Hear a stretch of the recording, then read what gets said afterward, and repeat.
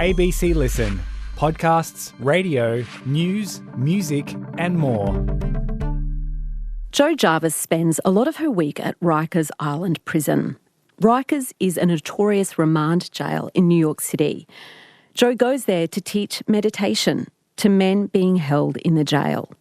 And whether these men are in for murder or assault or drug crime, whatever it is that's brought them to prison, Joh believes that a simple meditation practice can profoundly change their lives. Because that's what meditation has done for her. Joh had a successful career here at the ABC. She was well paid, lived in a nice house in Sydney, had lots of friends and family. But on the inside, Joh was looking for more meaning in the way that she lived. So heading towards her 50th birthday, Joh packed her bags and moved to New York City, a place she'd been dreaming about since she was a kid. From knowing no one, Joh now has a wife, a dog and a growing number of meditation students, including the men in Rikers Island Prison. Hi, Joh. Hi, Sarah. Tell me about this place, about Rikers Island. What was it like going there the very first time? I found it kind of exciting because perhaps this is a journalist in me, but, I like going places where you're not really meant to go, you're not allowed to go. Most people don't want to go, actually. And, just approaching it is interesting. So from my apartment, it takes 2 subway rides and then a very long bus trip. So it takes me around 2 hours to get there. And then because it's an island, you cross a bridge. And as you're approaching it, you just see these, huge razor wire just kind of looming ahead of you. And inside the razor wire, there's a series of facilities. So it's one jail, which in Australia is known as, you referred to as a remand centre, but it's got a series of them, a number of them. And I was going to the maximum security. And so, there was a slight degree of trepidation, I suppose, the first time. I'd never been in a maximum security jail or prison before. I didn't know anyone who was incarcerated. I really had no relationship with incarcerated people at all, So it was with some trepidation, I think, the first time I went there. What sort of security do you have to go through to enter the prison? Yeah, it's quite a bit of security. And if you don't arrive with the right security, you're sent back. There's no getting around it. But essentially what happens is that you arrive at a centre, which it's like a reception centre, and you go through there and it's like going through an airport. When you're at the airport, you go through the X-ray and you go through that and then you get on a bus. So when you go through that, basically there are doors that close behind you each time. And what I found going into these places is, these places being prisons and jails, there are so many doors that close behind you and you start to realise that you're going from one cage into another cage into another cage, and you're just, it kind of plays on your psyche, this continual caging that occurs. So you go through the reception centre, you get on a bus, the bus goes around the different facilities, drops you at yours. So I go to maximum security. It's called the GRVC Centre, and there's about 2,000 men in maximum security. In the whole of Rikers Island, there is about 6,000 men. It's one of America's largest penal colonies. So the next bit of security is that you going into maximum security, you go through a whole nother layer of security, which is, again, a little bit like going into the airport. You take off anything that buzzes, you go through, they X-ray everything, and you walk through. And usually in the beginning there was someone who would escort me around. And I kind of found this to be, a privilege, and that is I'm now allowed to escort myself around. I've got that sort of privilege, if you like. So, yeah. That's an extraordinary number of people. Is there violence inside that prison, Joh? Yes, yeah. There's terrible violence. It's regularly reported on. Rikers Island has a terrible reputation. It's got a reputation for being extremely violent. Like, I think the New York Times reported that for 1 week in October 2023, there was something like 47 fires, 58 assaults, a number of slashings, attacks on corrections officers. But, really the people who are most at risk are the incarcerated people themselves. It's an extremely violent place. Have you yourself ever felt frightened or threatened physically inside the jail? I've certainly never been threatened, and I haven't been frightened, but I have felt sometimes you're just aware that there's anger around you, and if things went a particular way, yeah, you'd be in the line of fire. So do I think I'm in danger? No. I've actually asked a friend of mine who's a former warden, do you think I'm in danger in there? And he said, yes. I don't ever feel it. And I've just been treated well by the people in there, you know, the incarcerated people, because I come there to help, to give them something that they might enjoy, and they know that. And so anger's never aimed at me. There was one time I walked into a housing unit. There's a series of housing units within the maximum security centre, and within the housing unit there are all these individual cells. This is maximum security. And so I walk into those housing units and give a talk about meditation. And on this one particular day, I walked in there and I kind of stood in the centre and I was waiting for the place to calm down, because it's always very noisy. Jails and prisons are extremely noisy, and it's all concrete and everything's stainless steel, so the noise just reverberates. And there was a guy and he was really just going mad. He was really angry about something, and I couldn't really understand what he was angry. It just wasn't clear to me what it was about. And, you know, everything is bolted down, so he couldn't throw anything, but he was hitting the stainless steel chairs and hitting the stainless steel table and yelling, and it was full on. And so I stood there for a little while and I thought, you know, I think I might just leave. You know, I'm not going to get anywhere here today. There's no point doing this. It's just too disrupted. So I was just about to leave. And as I was about to leave, this guy who really is losing his mind, he started walking over towards me. And I thought, oh, this is going to be interesting. And as he's walking towards me, I just looked at him and he looked at me and he said, who are you? And I said, oh, I'm the meditation teacher. And he said, He goes, I suppose you think I need meditation. And I said, well, I think it's good for most people, actually. And he goes, no, you think I really need it, don't you? And I said, yeah, actually, I do. And he goes, all right, I'll sign up. And he signed up for the class the next day.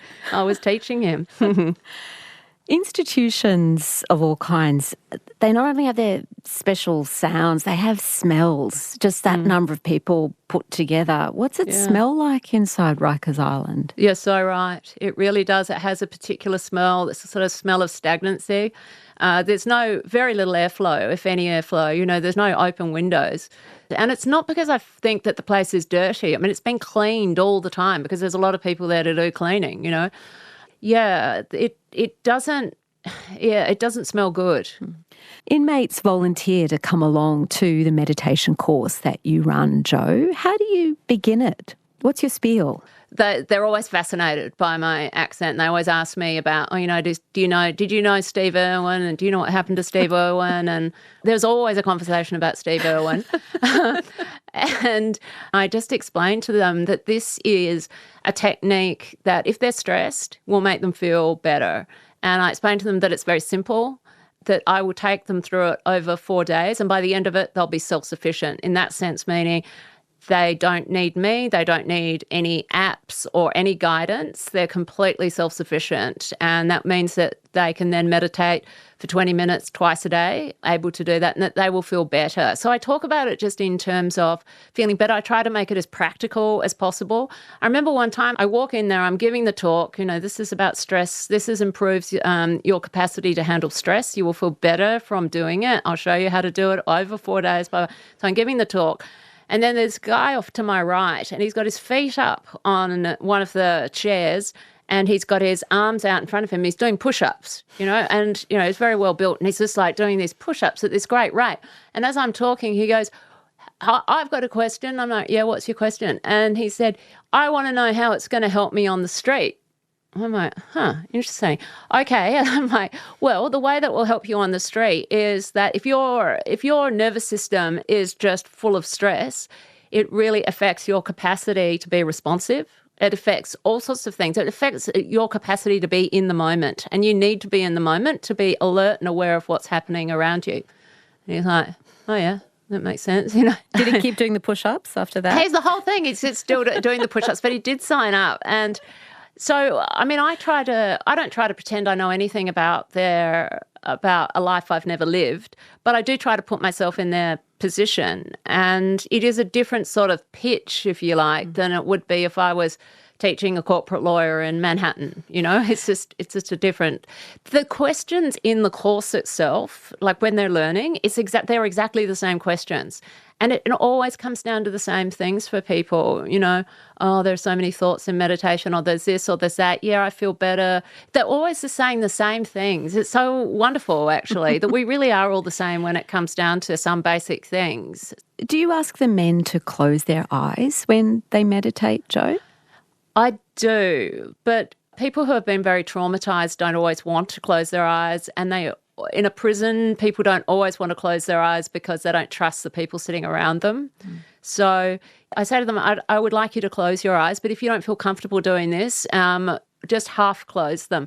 And it's interesting because sometimes they will sit there with their eyes half closed, and then eventually they just kind of succumb and close their eyes. And no one's been beaten up in one of my classes, so they're quite safe, There are many different styles of meditation with different emphases or different practices, I guess, as part of that. In Vedic meditation, which you teach, mantras are really important. How do they work?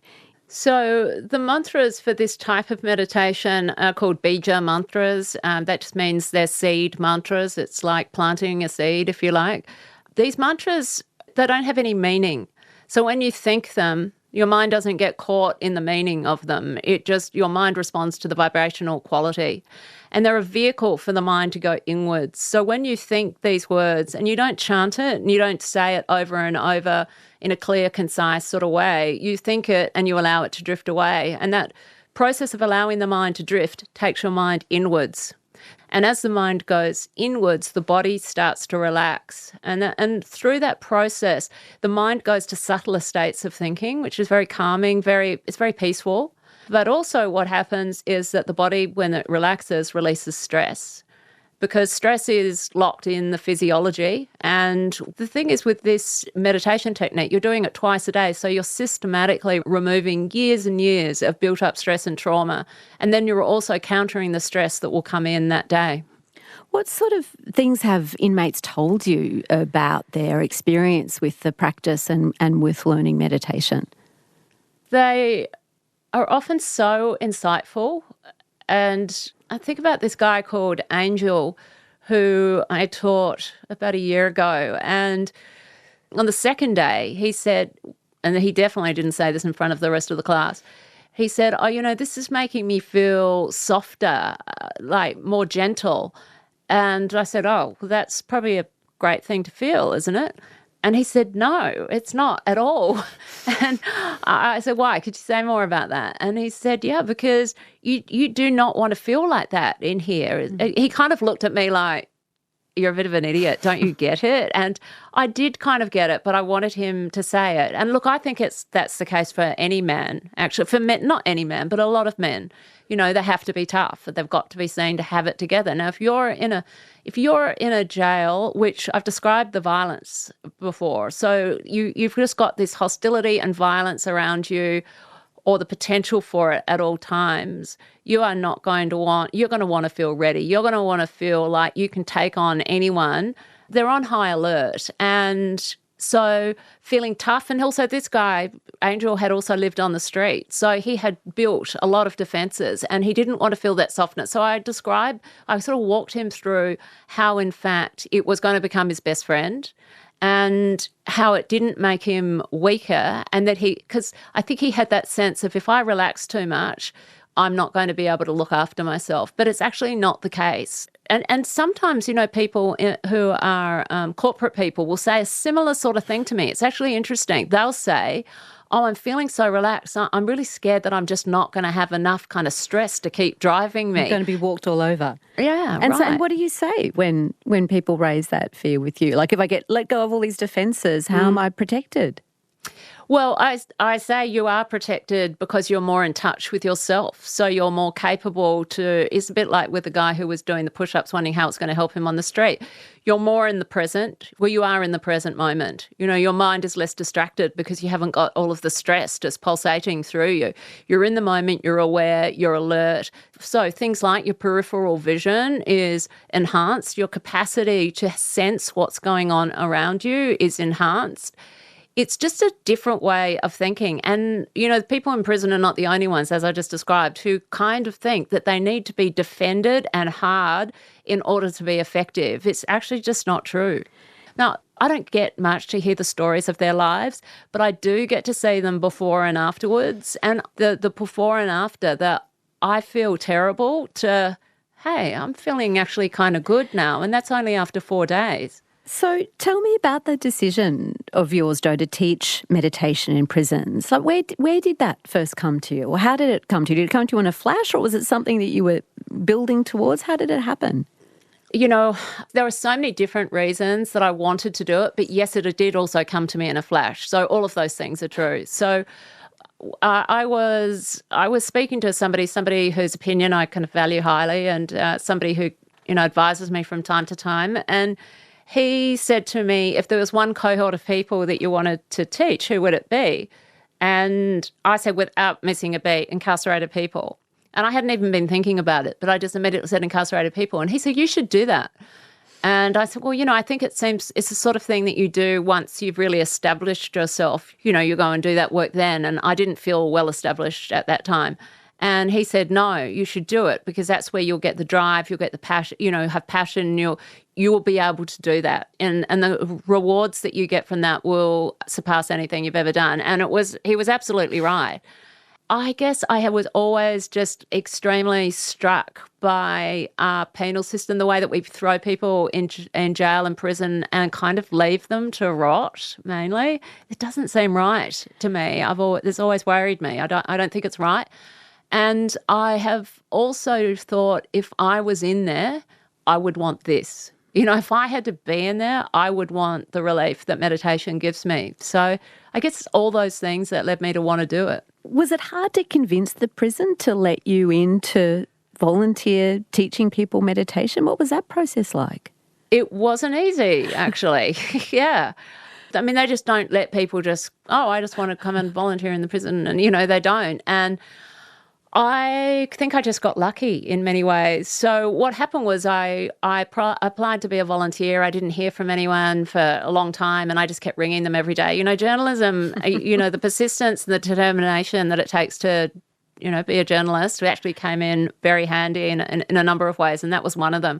And one day I kind of got sick of waiting, and I finally said to the person in reception, I'd rung the reception to the volunteer section of New York Department of Correction, I said, just tell me what your process is. Like, when I apply, where does my form go? Who's got it? She goes, oh, well, that would be George. And I said, put me through to George. And she goes, oh, okay. So she put me through to this guy called George. And George said, oh, yeah, I've probably got, and I could hear him rustling through these papers. And he kind of said, oh, here it is, Joh Jarvis. It says here you want to teach women. I'm like, yeah, that's right. And he goes, oh, well, you've come to the wrong place. I run men maximum security. I'll send it to the women's section. I'm like, no, George, hold it. Stop. Let's just go with, you've got it. Like, could you process this? And so he did. And that's how I ended up in there. Did you grow up in a religious family at all, Joh? Like, was prayer a part of your childhood, say? No, it wasn't at all. I mean, I think my family is, I went to a Presbyterian school, my family's Church of England, but no, we're not a family of prayer. Definitely not. Well, tell me a bit about your childhood. How did you spend your time as a kid? I mean, I think about childhood, I'm on the cusp of Gen X and Boomer generation, but definitely feel like a Gen Xer. And the Gen X joke is that we were just left to our own devices. We could do anything and no one cared. And, our parents cared about us, but you could just be riding a bike around in the street and you'd just be out there for hours until it was dark, riding around. Or it felt like life was this great adventure, and we would explore, the creeks that ran through the suburb that I lived in Unley Park, and there was this creek that ran through there, and I would get down into the creek and I'd make my friends get down in there, and we would just like follow the creek through all of the houses. I don't know, life just kind of felt like an adventure. You could climb trees, you could do, I don't know, it just felt like an exciting place to be. You grew up in Adelaide, as you say, but by the time you were a teenager, what city were you dreaming about? Yes. So I suppose in my early teens, I think I started to become aware that I was different, and I had a sense that I might be gay, and I think that meant that when I saw a film called Times Square, it was a film, I don't even know who the director was, I don't even know who the actors were. What I remember about it is the music. David Byrne, Patti Smith, Ramones, and the film was alive with this music, and it was about it was about a runaway girl and it's this other girl, and I can't even remember if they were gay, but I think there was a gay element to it. But it felt gay. It felt gay, exactly. Like, yeah. But, you know, they lived in New York City. They were in a dilapidated loft somewhere, and I just thought, that's where I want to be. That's how I'm going to live. And yeah, quite a young age I was thinking about that. In the era that you were a teenager, Don Dunstan was the famed Labor Premier of South Australia. Was that something you were aware of as you were coming into your young adulthood? Don Dunstan had an enormous impact on me. He was, I grew up in a very kind of conservative environment. Don Dunstan, he was really something. He was known for, he did much more than this, but he wore a pink safari suit into Parliament one day. He did a lot more than that, but he was a very intelligent. You're going to be remembered for something. That is a great thing to be remembered for, I think. Absolutely, and he looked good in it too. I even knew that as a kid. It was like, hey, he looks good. But he was really something, and he oversaw the passage of of legislation to allow or to decriminalise homosexuality. And apart from doing things like making Adelaide this sort of fantastically vibrant and creative place that he did through all sorts of ways. Like, for example, he set up the festival centre there. He set up Adelaide Festival, which was every 4 years, and the best arts in the world. It rivaled Edinburgh Festival. It was really something, and the whole town, you could feel it. And what happened was when that legislation went through, and I think that was around 74, I think. And it was the first state in Australia that decriminalised homosexuality. It had such an impact on me. I realised, okay, so a bunch of politicians have actually sat down and said that this is okay. What I knew I was, they were saying it was okay. And I didn't know anyone who thought it was okay. And no one really ever used to talk about it. Back then, it's not like you had the internet. So you were, it's only word of mouth. And where would you ever hear anything about homosexuality? And so I was very, very affected by that. And, by the time I got to 17, I think, I decided, okay, I've got to be honest about this. I can't live a lie. And I wasn't even living a gay, I not even slept with anyone, but I knew I was gay. And I knew I had to come out because I just wasn't going to live a lie. And I credit that with Don Dunstan and feel so fortunate to have grown up in Adelaide. That feels such a courageous thing to do as a teenager in that era, Joh. Does it feel crazy brave to you looking back? Yes, it does. I still think it was probably the bravest thing I've ever done, actually.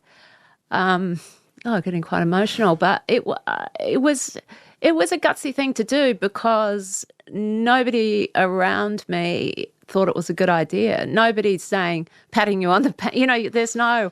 The only reason you would do that is I just couldn't live with that lie. I just didn't want to. I knew I didn't want to live like that, and I knew that I was going to lose friends, and I knew that I was not going to make my parents happy. And my parents were actually okay about it. They were okay. And my mother, in fact, gave me a book about lesbian sex a couple of years later. She's so supportive.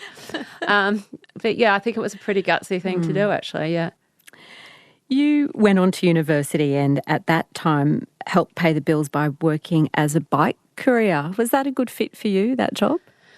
It was probably one of the best jobs I've ever had, being a bicycle courier. Why? I just love the physicality of it, that you would be out in the sun and you could just ride hard all around Adelaide, which is a very flat town, until you got to, I think it's called Frome Street. But there was one place that had a hill, and just riding up that hill really hard, which is such a challenge, and I loved it, the whole thing. And I loved competing with everybody else were guys. So everyone else who was a bicycle courier was a guy, and I just loved competing with them and racing up the hill and beating them.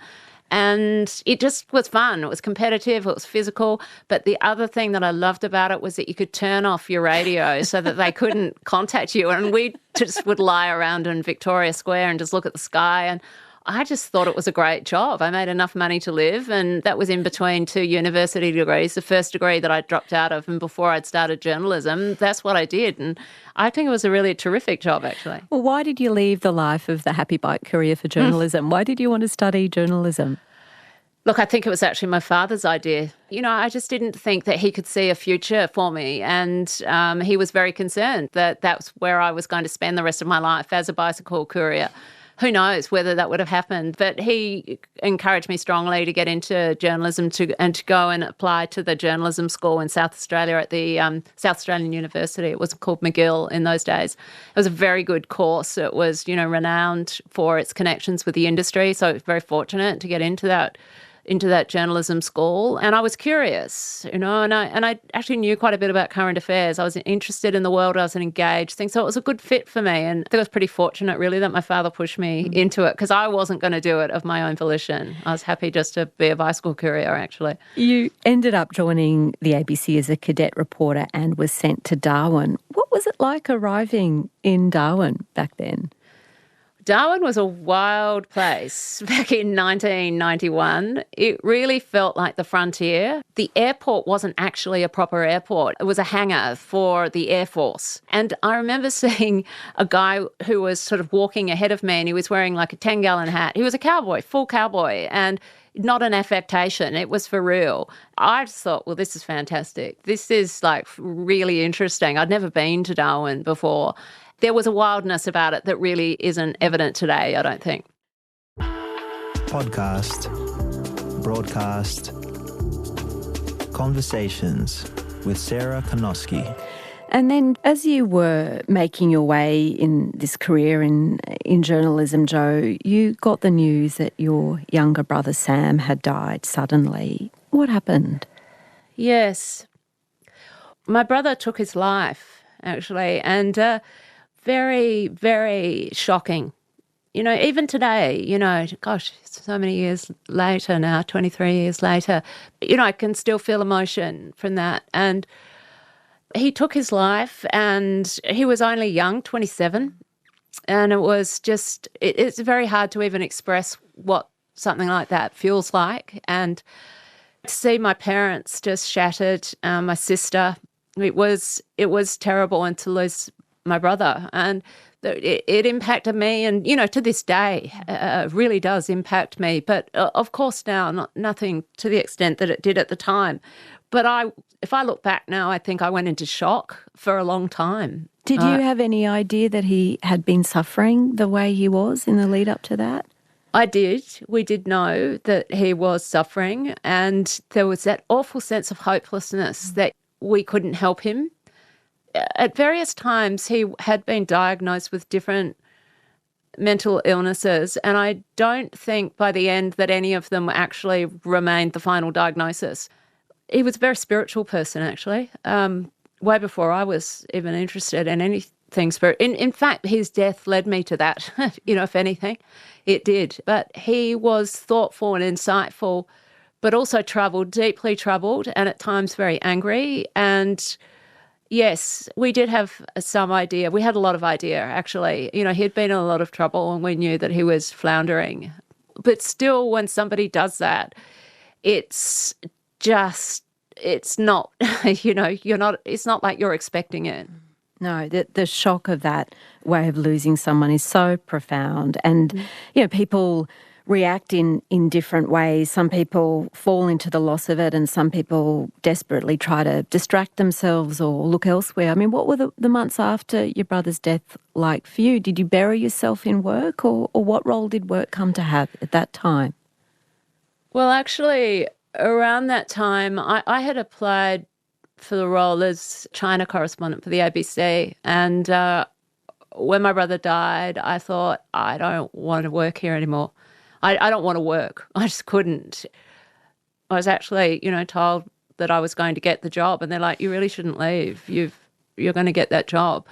And I knew that I wasn't emotionally capable of going and doing a job like that. And I really wasn't emotionally capable of doing very much. I felt shattered, and it really broke me, really. What role was drinking playing in your life back then? Yeah, I mean, I did drink a lot as a way. I wasn't doing, consciously. I wasn't saying I'm grieving, therefore I will drink. It wasn't like that. We're never that logical, really, No. as a species, are we? No.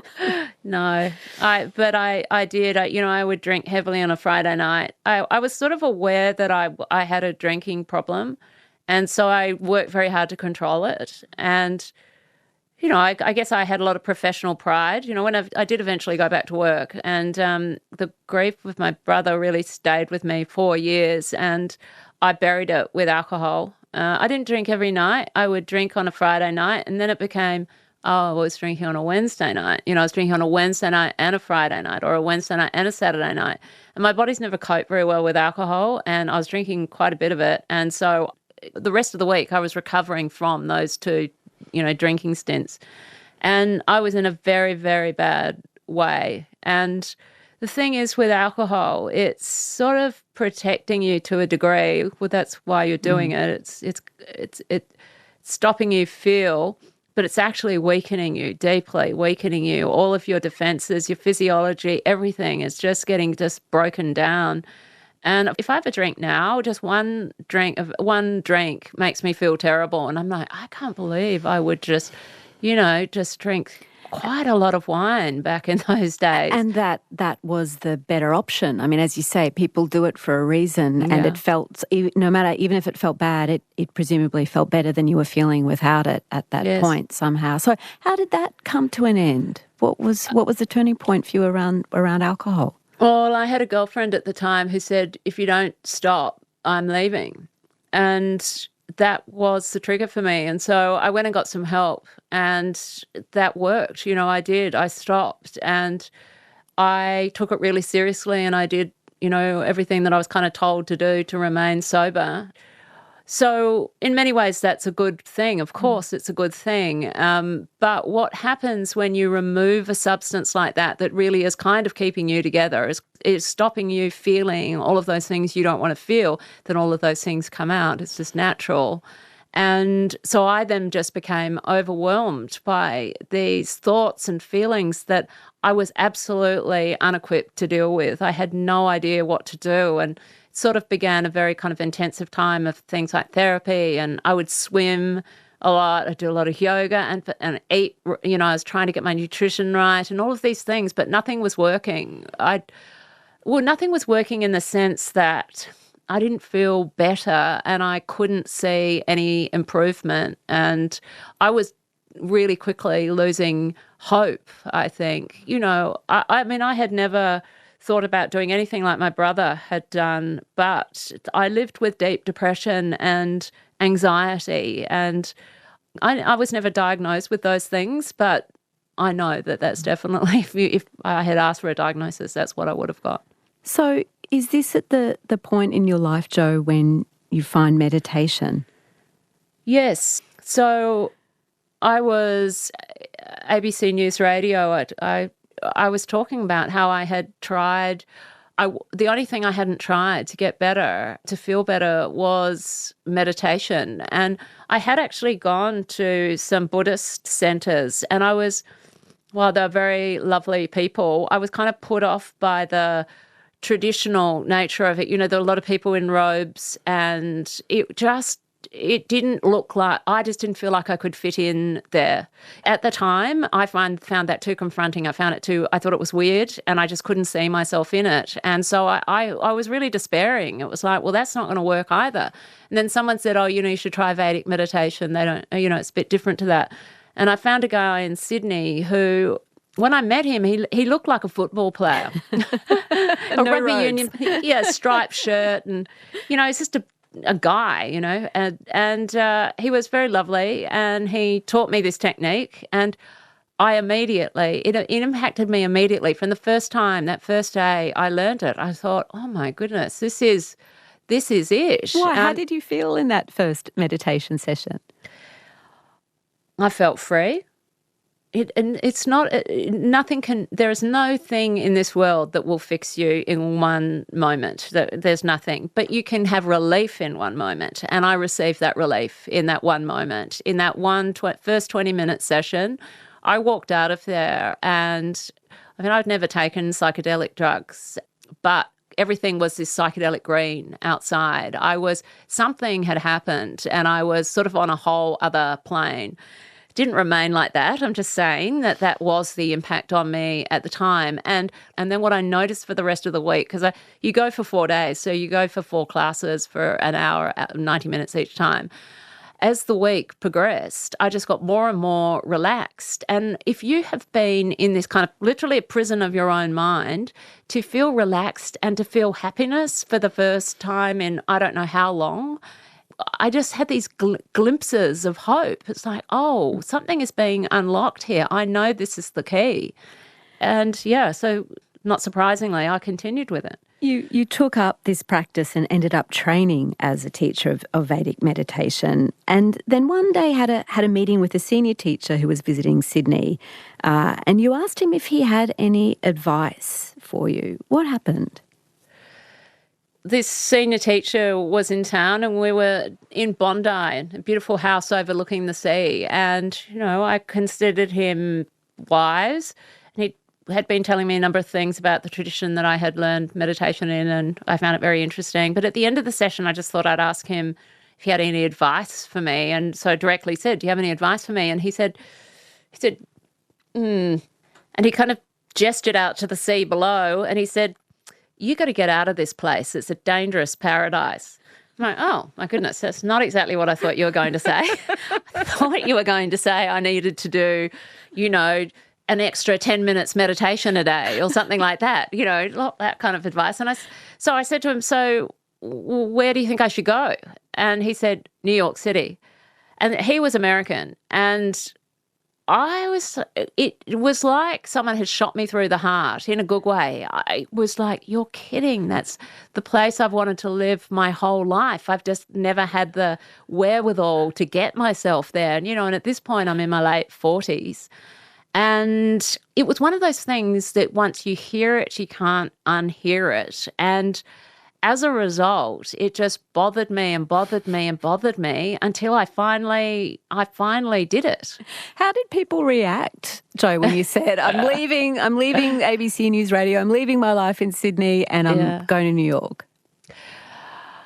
There was a couple of years lead up to the actual going because I was terrified, because it meant throwing everything in. It meant giving up my job, leaving my friends, leaving my family, going to a place that I didn't know anyone. I think I had one acquaintance in New York City. People thought I was, I think that someone once said to me, they said to me, I think you're a gunner. And I went, what do you mean? You're someone who is going to do this. I don't think you're going to do it. It kind of spurred me on, but it also kind of made me think, I wonder if they're right. Maybe I am. I'm just talking about this. But what happened, and I mean, I credit meditation with this, but, who knows? I just found that, like, my courage just built over time. Like I talk about, being one of the most courageous things I've ever did was coming out when I was young, as gay. This was a similar sort of thing. It's a slow build, this inevitability, this terror sort of building inside you. Oh my God, I've got to do this thing that is going to really upset people and I don't know what's going to be on the other side, but I know that I have to do it. And it was a very similar sort of thing. And yeah, people were not, it had a very big impact on my life, let me say, with my relationships, without a doubt. And when that terror and excitement built and you took that step and booked a plane ticket and arrived in New York, what was that first week like? Did it feel like it was living up to your teenage fantasies, or was there moments of thinking, oh my God, what have I done? The moment I thought, oh my God, what have I done, was it's actually very hard to set up in New York City, particularly back in those. I mean, I know it is like 9 years ago now. But the internet is not what it was. What it is today is not what it was. It wasn't very easy from here to work out exactly how to do it. So, for example, I didn't realise that in order to get an apartment, you need a credit rating in the US. You can't get a credit rating. And then in Australia, it means nothing. Your credit rating in Australia means nothing to them. So it was really hard to get somewhere to live. And I finally found something in a place called Bushwick, which is in Brooklyn. Bushwick, look, it's considered a very cool place to live, but not if you're in your late 40s. It's really for 20-year-olds and, young creative artists sort of thing. But I ended up in Bushwick and I actually got a fantastic loft. It was one of those cases of it's too good to be true, and I should have known because I got this great loft and it was looking at the Empire State Building in Manhattan, and it was huge and it was light and it was, it was expensive but not too expensive. And on the very first night, I heard this just grinding. The sound was so loud, and I got up and went to the window. I'm like, what the hell is going on? And there was just this line of trucks in front of me, and I'd moved in opposite Brooklyn's waste management service that came alive every night at 6 o'clock and stopped at 6 o'clock every morning. Yes. It was unbelievable. Oh, and the smell. You couldn't open the windows. I started to cry, actually. And I rang up the real estate agent, and, of course, he wasn't returning my calls at that point. Of course he wasn't. He'd finally let this apartment, this loft. Yeah. So it's such a New York story. I hope you found something better than that before too much longer, Joh. I lived there for some time, actually, because they wouldn't move me, and they eventually moved me to somewhere else in the same building, which was much, much better. But, I lived in that situation for quite some time. So, yeah. And how do you find the amazing pace, the energy of New York? How does that suit you? I love it. That's one of the key things I love about the place. I love its intensity. I love the fact that you're seeing people living their lives on the street, whether it's the family down the road, you hear them having their conversations about, have you got your school lunch, and have you got this and have you got that? And you kind of build up a picture of people because you can see them in their different clothes at different times, and you see such different types of people and the way they live. I kind of love that public nature of New York, and it's the same thing on the subways. If you're picking a route, if you're on a route going backwards and forwards each day, you get to know people and how they live and what they're doing. And I sort of love that public nature of New York, and I love its intensity. To me, it's one of the most vibrant, exciting places I've ever set foot in. And people said to me, oh, you'll get sick of it. It'll get too much for you. But I find it very exciting, sometimes very difficult, certainly very difficult. It's tough, and people are tough. I got hit by a car one day. I got hit by a car when I was crossing 2nd Avenue, and I was lying in the middle of the road quite some time before anybody came to help me, and I'd been hit by this car, It's a tough place. I'm not saying people aren't nice. There is all of that, but it's tough. I can hear you as a true New Yorker. You're saying that with a smile in your voice. Like, yeah, I was lying there in the middle of 2nd Avenue. No one even came for me. That's the city. That's right. It's kind of like a badge of honour. I was a bit, yeah. A few months after arriving in New York, you acquired a dog. How did that happen? So I think I'd been there for 4 months. It was January. January's freezing, of course, in New York City. And a friend of mine was visiting, Vicky, from Australia, from Sydney. And she and I were walking through the Lower East Side about to go to dinner. And it was very, very cold, and the wind was really howling. And so we were kind of bundled up. It might have been even snowing. And we were walking along, and this guy comes up to me. And, it happens a lot in New York. People will ask you for things, some money or food or things like that. He came up and he opened his coat, and in the pocket of his coat was this tiny dog. And he said, "Ma'am, would you like to buy my dog?" And I said, well, no, actually, I'm going to dinner. I thank you, but no, I don't want to buy your dog. And I kept walking. And I thought, what's going to happen to that dog? And so I went back. I said, Vicky, come on, we've got to go back. I said, what's the story with your dog? And then the guy said, well, look, I'm going to plead guilty to, he didn't say what, and I'm going into jail, into Rikers Island in a couple of days' time. I need someone to take my dog, and it's $100. And I thought, well, this is definitely a scam. But then I thought, maybe it's not. And so I gave him my number and said, look, ring me tomorrow. If you can't sell it to anyone, ring me tomorrow and we can talk. Of course, he rang me the next day, and I did not want a dog. I'd just arrived in New York, and I didn't want one in New York City. But anyway, he rang the next day, and I said, listen, I'll take the dog, but, these are my conditions. I'm not going to pay for her, and you need to bring her to me, to my apartment in Brooklyn, because I figured if it's a scam, he's not going to do that. And sure enough, next minute, he's at my place, and he brought her in, and his name was Jose, and he brought me this little Yorkshire Terrier whose name was Tiny, who's now, I've had her now for 9 years, and she is like the love of my life, next to my wife, of course, but yeah. So speaking of the other love of your life, you met her that same week, is that right? How did that happen? Well, Susan, so I met Susan online, and one of the things she kind of liked about my profile was that I was a lesbian without a dog. Like, a lot of lesbians have dogs, is the thing. And I didn't have one, and she loved it because her previous girlfriend had a dog and it hadn't gone very well. So she was so happy that I didn't have a dog. And then so on the first date, I didn't have a dog. And then on the second date, I was like, oh, by the way, I have a dog now. Her name is Tiny. And I noticed that Susan's face kind of fell, and I'm like, what? And she told me, and I'm like, well, I'm sorry, but now I do have a dog. Anyway, I think it's fair to say Susan is possibly more in love with Tiny than even I am. She fell for Tiny too. Tiny is a beautiful, sweet little dog. And so, I think the fact that I met those two in the same week, that cemented my fate in New York in a way. And it's only over time I've looked back and gone, that actually were two very significant things that happened and cemented my place there, actually. You, maybe despite Tiny or because of Tiny, you and Susan ended up getting married. Was marriage always on your cards, Joh? Was it something you wanted? No, it wasn't. I grew up in a time when gay marriage wasn't even a possibility, so I never even longed for it. It was never even part. I aspired to it. I didn't even think it was a great thing, marriage. I just, as an institution, just didn't appeal to me.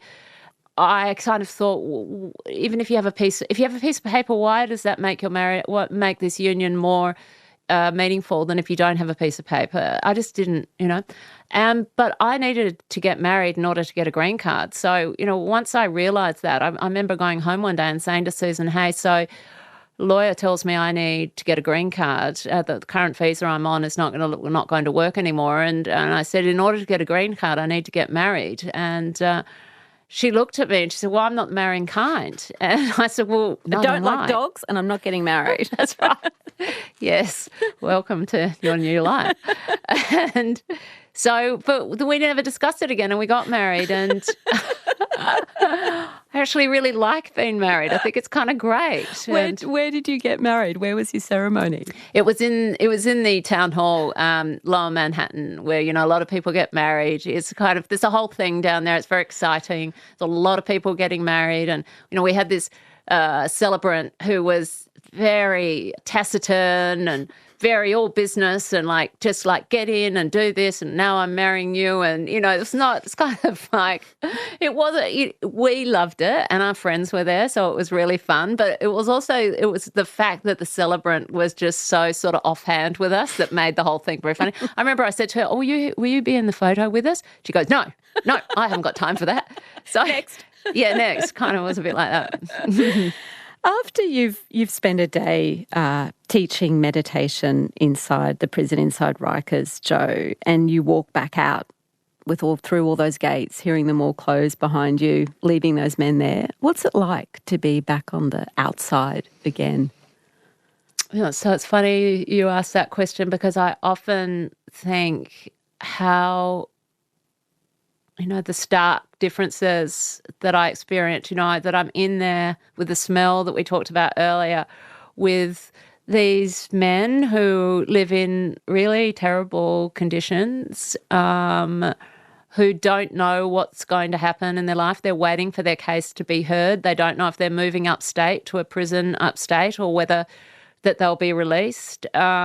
They don't know what's happening in their family. They don't, it's a place of desperateness and deep sadness. And sometimes, I can feel quite sad coming out of there. I'm just like, God, that's tough.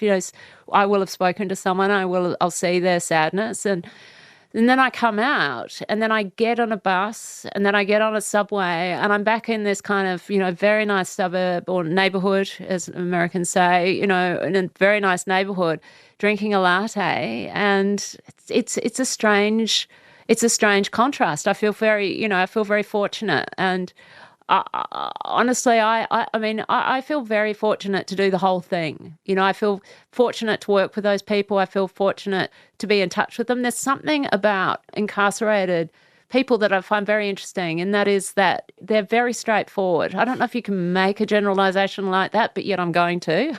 And I think that I like their lack of pretension, that it's very straightforward, just like a lack of BS, essentially. There's a lack of pretension. It's very straightforward. And I really like that environment. I feel very fortunate to work in there. And I feel fortunate to leave too, absolutely. In the obvious senses, there are so many differences between you and them. You get to leave, they're locked inside, you're not a violent criminal. Many of them have committed violent acts. They're men, you're a woman.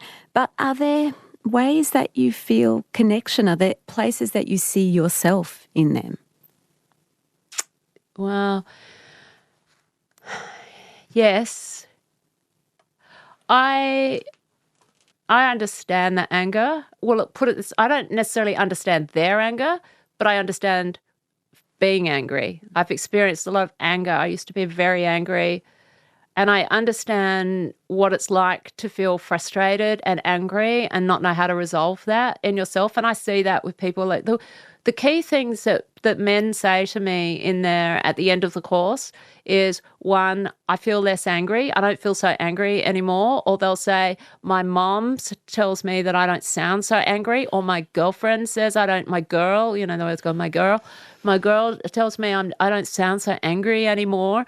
And I know what that feeling is like, of being caught up in an emotion that you're not fully in control of. That's awful. That's an awful feeling. And while my anger didn't manifest in violence, I do understand what it's like to feel out of control. And men have said to me things like, I don't know how to control my anger. I'm not getting away from the fact these are very serious things that are happening, and there are victims.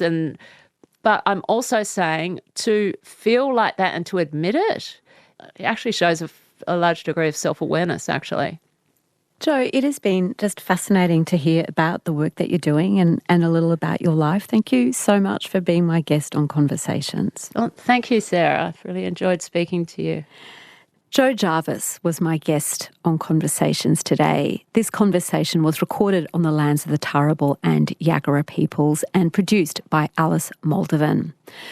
The organisation that Joh runs, teaching Vedic meditation inside prisons, is called The Light Inside. Nicola Harrison is our executive producer. I'm Sarah Konoski. Thanks for listening.